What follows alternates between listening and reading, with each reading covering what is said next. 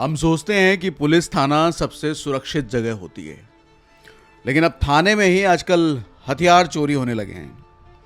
बात यह हरियाणा फरीदाबाद की है। सेक्टर 8 थाने के माल खाने से 32 लाइसेंसी हथियार गायब हो गए हैं।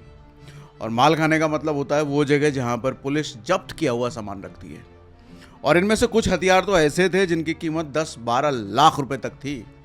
मतलब एडवांस विदेशी पिस्टलें भी थी भैया।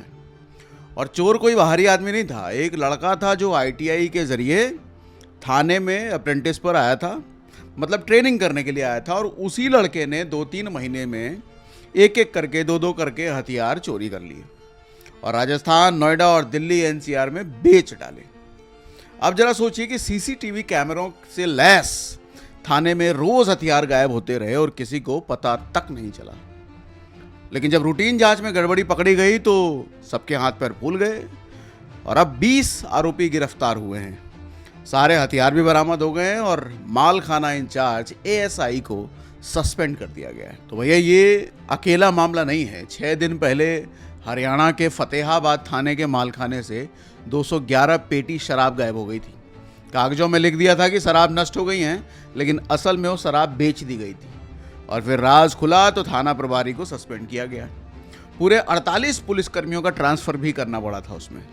और हफ्ते भर पहले ही यूपी के लखनपुर खीरी से तो कमाल की खबर आई थी, क्योंकि वहां पुलिस ने कोर्ट को बताया था कि हमारे यहाँ माल खाने में रखे हुए लाखों रुपए के जेवर बंदर उठा ले गए।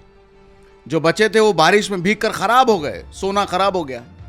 लेकिन कोर्ट ने हालांकि माना नहीं, कोर्ट बेवकूफ़ थोड़ी है। और अब एक बात समझिए कि माल खाना वो जगह होता है जहां सबूत रखे जाते हैं और सबूत के बिना इंसाफ नहीं मिलता।